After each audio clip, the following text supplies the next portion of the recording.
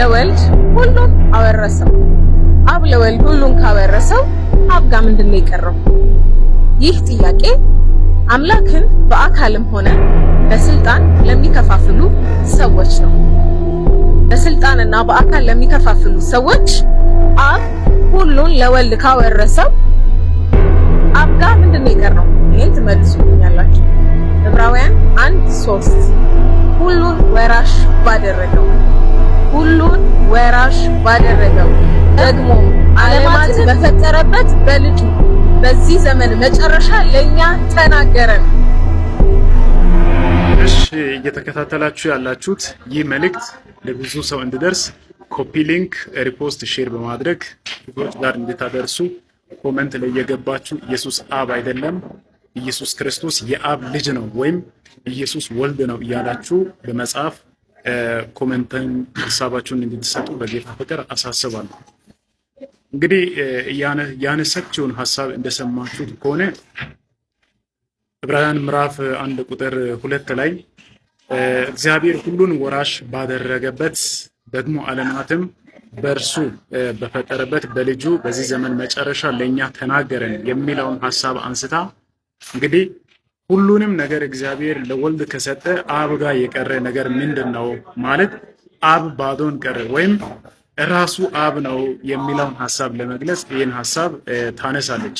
እኔ ግን በጥያቄ መልክ ላነሳላት የሚፈልገው ነገር ብኖር ጥቅሱን ጨርሳ እንድታነብና ጥቅሱን አንድ ቁጥር ብቻ ሳይሆን ከላይ በኩል ያለውንም ከስር ያለውንም ሁለቱን አያይዛ አውዱ ስለምን ይናገራል የሚለውንም ለመረዳት ያህል ጨርሳ ቢታነብ ብዬ አስባለሁ ማለት ነው። ምክንያቱም እዛ ቦታ ላይ ምንድነው የሚለው እግዚአብሔር ሁሉን ወራሽ ባደረገበት በልጁ በዚህ ዘመን ለኛ ተናገረ ለማለት ሁሉን በፈጠረበት ይላል።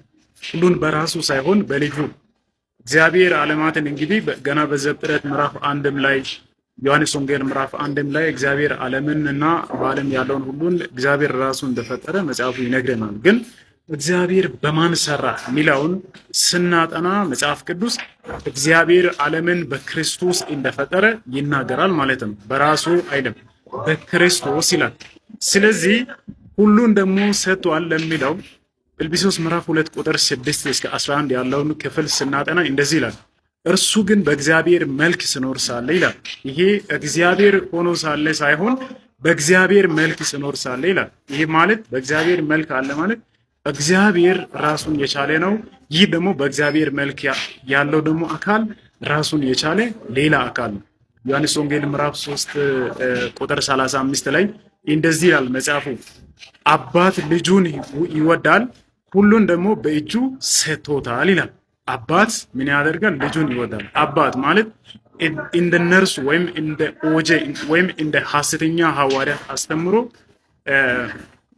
አብ የምንለው መንፈስ ሆኖ ወልድ የምንለው ደግሞ ስጋ የአንድ አካል እግዚአብሔር ኢየሱስ ፍጹም ሰው ፍጹም አምላክ ብለው ሰውነቱን ወልድ ብለው እንደገና ደግሞ መለኮትነቱን ደግሞ አብ እንደሚሉት ሳይሆን አባት ሰው ያላየበት መንፈስ ሆኖ የሚኖር ሰው ሊዳስሰው ሊያየው በማይችለው በታላቅ ብርሃን ውስጥ ያለ አምላክ አብ የምንለው እንደገና ደግሞ በሰዎች የተዳሰሰ ከሰዎች ጋር እጁን ዘርግቶ በማዕድ ላይ ሲቆርስ ሲበላ አንድ ላይ ሲተኛ ሲያድር ሲውል የነበረ ወደ ሰማይ ሲያረግም በትንሣኤው ሥጋ ያረገው በአብ ቀኝ ያለው ስለኛ ደግሞ ዛሬም የሚማልደው ኢየሱስ ክርስቶስ ነው ማለት ነው። ስለዚህ አብ ሁሉንም በእጁ ሰጥቶታል ማለት አብ ባዶን ቀረ ማለት ሳይሆን ለአብ ያለው ስልጣን ሁሉ ለወልድም አለ፣ ለወልድ ያለው ደግሞ ስልጣን ሁሉ ለአብም አለ ማለት ነው።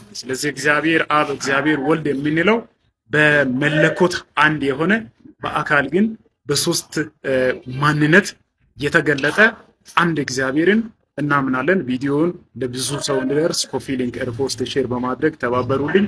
አመሰግናለሁ።